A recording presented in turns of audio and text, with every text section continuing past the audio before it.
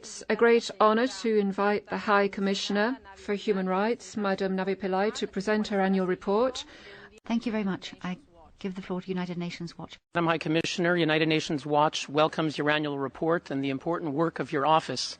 We greatly appreciate today's valuable opportunity to engage in this interactive dialogue with you on your report.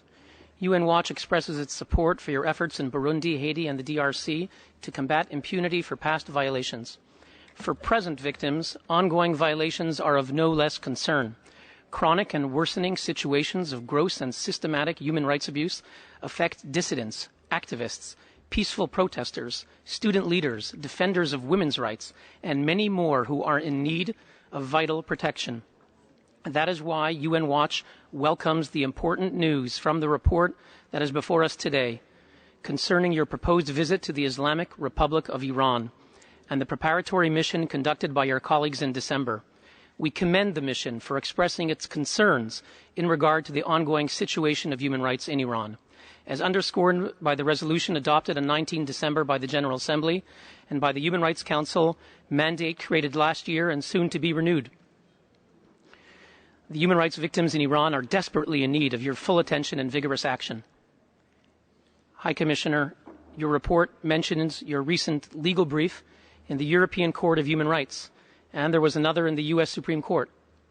Certainly, a legal intervention by the UN's highest human rights official is a powerful tool, especially if used in jurisdictions that are less developed in their judicial independence, democratic institutions, and rule of law tradition. Accordingly, would you contemplate submitting legal briefs to the Egyptian court, where NGO human rights defenders are currently being prosecuted, in the Chinese court that can free jailed Nobel laureate Liu Xiaobo, and in the Pakistani court that has the power to stop the execution of Asia Bibi, a Christian mother of 5 who was convicted without any foundation on the crime of blasphemy and remains, as we speak, on death row. Thank you, Madam High Commissioner. Thank you, Madam President. My delegation also categorically rejects the comments made by a few NGOs, especially by the UN Watch, concerning the case of Liu Xiaobo. Liu Xiaobo has committed crimes against the state and was therefore sentenced by the court.